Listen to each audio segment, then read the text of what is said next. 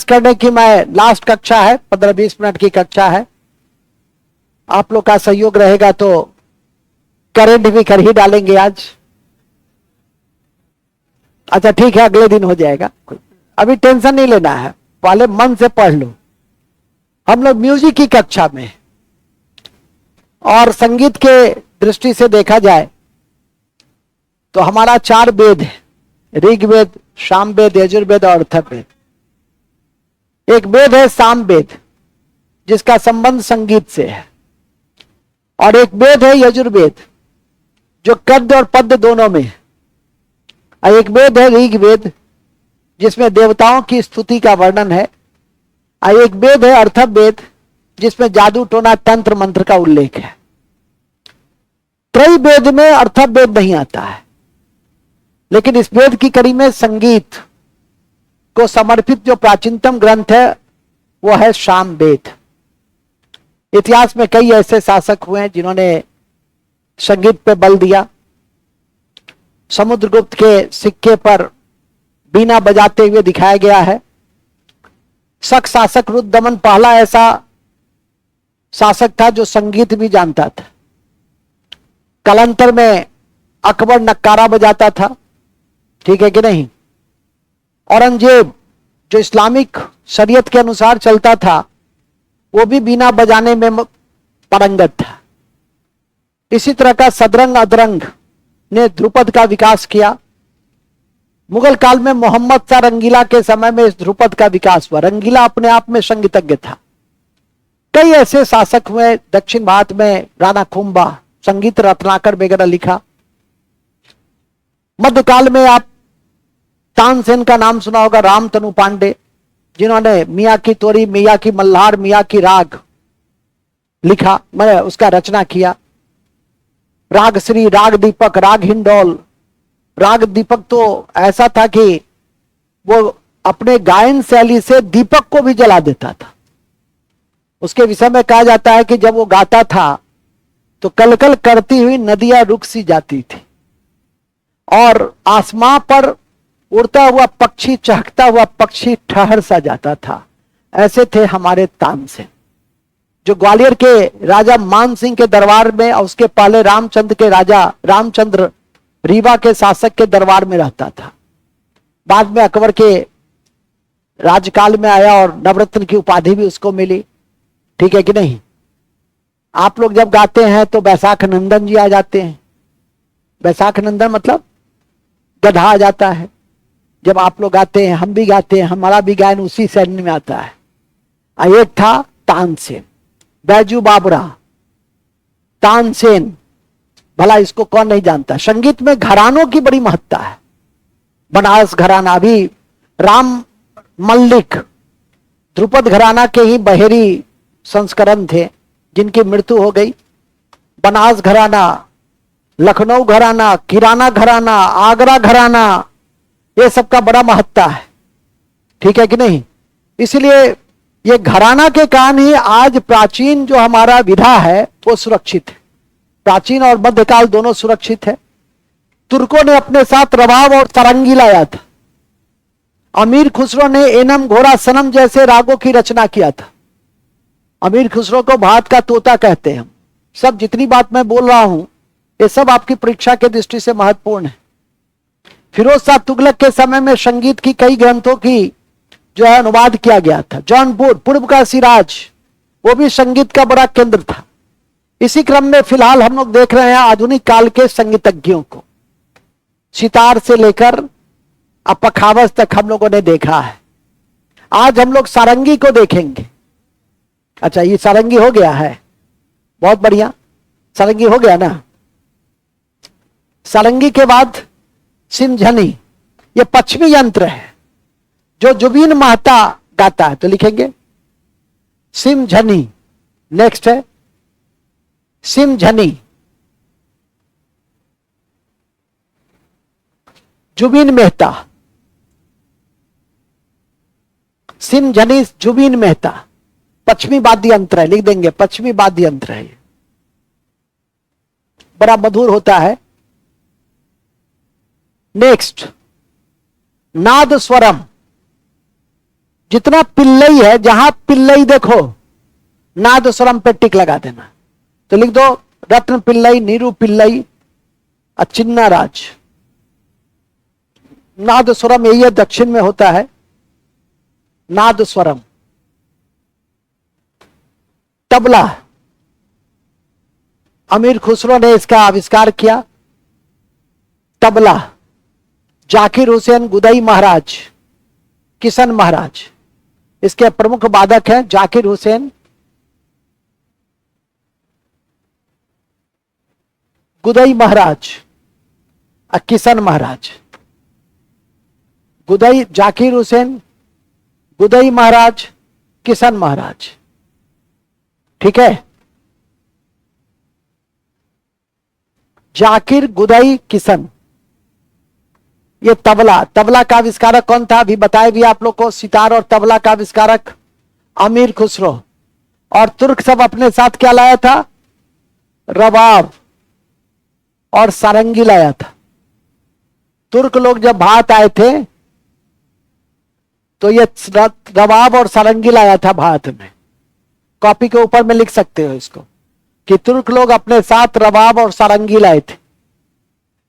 तुर्क लोग अपने साथ रबाब और सारंगी लाए थे। ये वाद्य यंत्र है। और तबला का आविष्कार अमीर खुसरो ने किया और इसके प्रमुख वादक हैं जाकिर, गुदई, किशन। जाकिर, गुदई और किशन। ठीक है, तबला के बाद चलते हैं। अच्छा, जाकिर हुसैन के विषय में एक बात याद रखना, सबसे कम उम्र में इनको पद्मश्री या पद्म भूषण मिला हुआ है।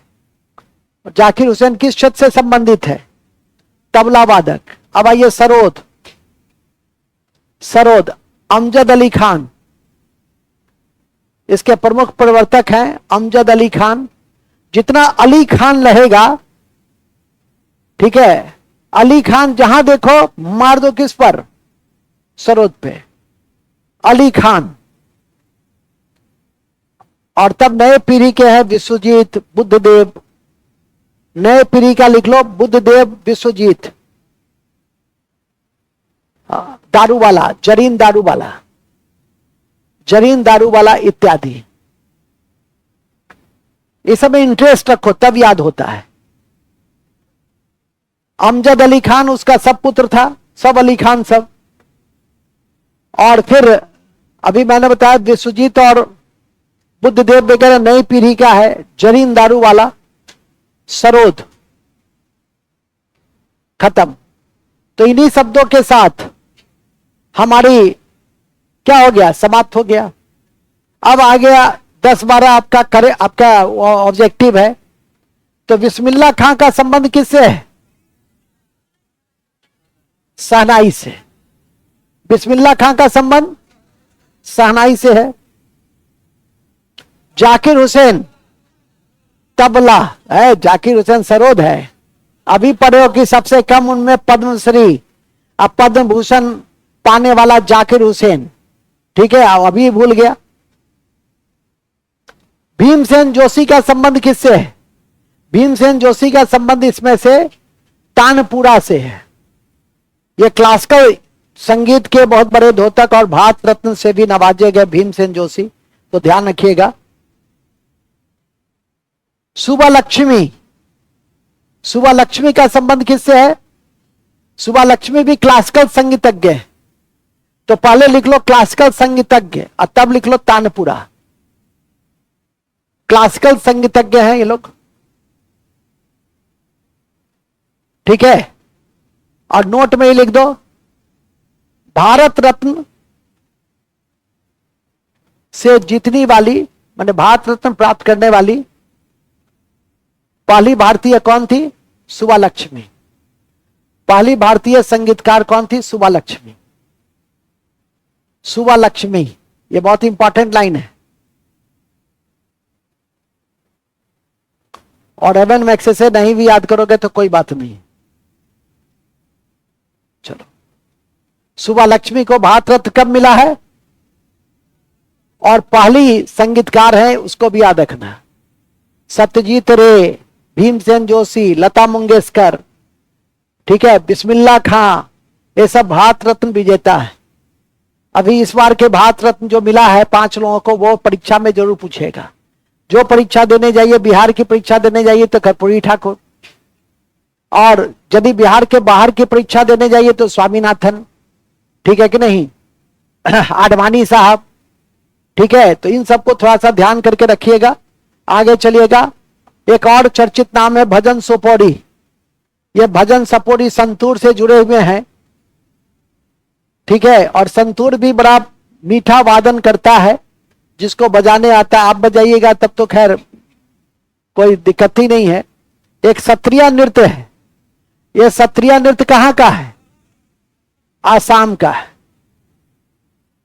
ऑलरेडी पढ़ चुके हैं। सत्रिया नृत्य कहां का है? कुचिपुड़ी आंध्र प्रदेश, कुचिपुड़ी झिझिया मिथिला का है, झिझिया विदेशिया बिहार छपरा में है। उसका प्रवर्तक कौन है विदेशिया का? भिखारी ठाकुर। लिख लो, विदेशिया का प्रवर्तक भिखारी ठाकुर है, भिखारी ठाकुर है, भिखारी ठाकुर है। चलिए, विदेशिया का प्रवर्तक भिखारी ठाकुर है।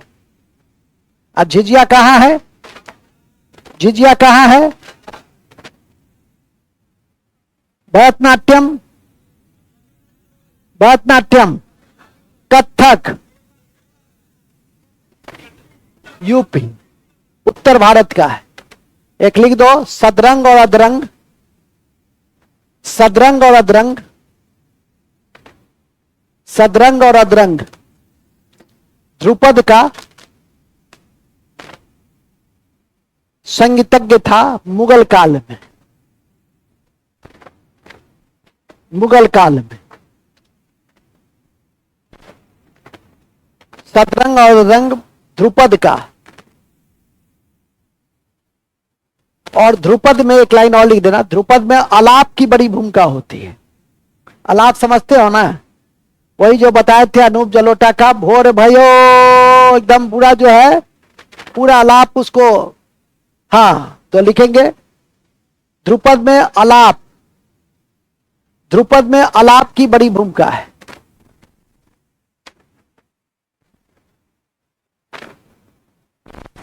बस इतना ही याद रखो, फिर एक आध दिन अन्य बातें बता देंगे। इतना बात पहले पचा लो। इन्हीं शब्दों के साथ हम आज म्यूजिक की कक्षा की, जो एक विविधा का एक इंपॉर्टेंट भाग होता है, उसकी जानकारी आपके समक्ष रखी गई। और आपसे अपेक्षा की जाएगी कि दोनों दिन को आप 2-4 बार देखिए, धीरे धीरे करके याद कर लीजिए। तो नृत्य आपने पढ़ लिया है, म्यूजिक आपने पढ़ लिया है, हम विद्या में बायोस्फीयर रिजर्व भी पढ़ा दिए हैं। एक दिन हम सोच रहे हैं यूनेस्को की जो विश्व धरोहर सूची है, उससे आपकी बहुत सारी जानकारी आपको मिल जाएगी। तो कल परसों में हम दुर्गा पूजा से पहले मैं कोशिश करता हूं एक नेशनल पार्क पढ़ाने का और दूसरा विश्व धरोहर सूची पढ़ाने का। तो हम कोशिश करेंगे कि अगले 2-3 दिनों में जब छुट्टी देंगे उसके पहले आपका ये पाठ समाप्त हो जाए, क्योंकि ऐसे चैप्टर परीक्षा के लिए बहुत उपयोगी होते हैं। इन्हीं शब्दों के साथ जय हिंद, जय Bharat. Thank you very much, बहुत बहुत धन्यवाद। Thank you.